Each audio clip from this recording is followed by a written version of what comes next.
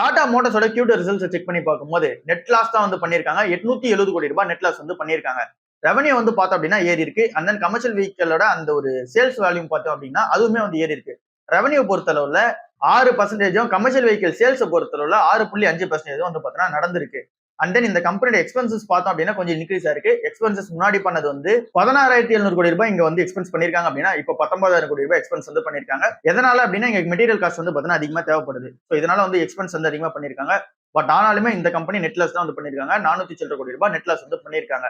So இதுக்கு பின்னாடி இருக்க ரீசன் என்னன்னு சொல்லி பார்க்கும்போது 2,200 கோடி ரூபாய் வந்து பாத்தீங்க அப்படின்னா மார்க் டு மார்க் லாசஸா வந்து இருக்கு.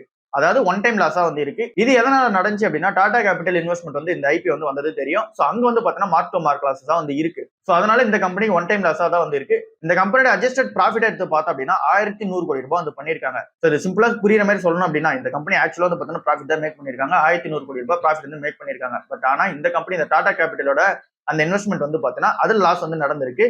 சோ அதுல ஈக்விட்டி இன்வெஸ்ட்மெண்டா வந்து பாத்தீங்கன்னா இந்த கம்பெனி லாஸ் வந்து ஏற்பட்டிருக்கு. சோ அதனால இந்த 1,100 கோடி ரூபாயும் அவங்க எடுத்து போய் சேர்க்கணும். சோ அதனால வந்து பாத்தீங்கன்னா இந்த கம்பெனி நெட் லாஸ் வந்து பாத்தீங்கன்னா பதிவு பண்றாங்க. இதுதான் மெயின் ரீசனா இருக்கு இந்த கம்பெனி நெட் லாஸ் வந்து பதிவு பண்ண. அதை தாண்டி இந்த கம்பெனியோட பிசினஸ் வைட்ஸ் எல்லா செக்மெண்ட்டுமே சூப்பரா தான் இருக்கு. ரெவன்யூ சூப்பரா தான் இருக்கு. கமர்ஷியல் வெஹிக்கிள் சேல்ஸுமே வந்து பாத்தீங்கன்னா சூப்பரா தான் வந்து இருக்கு.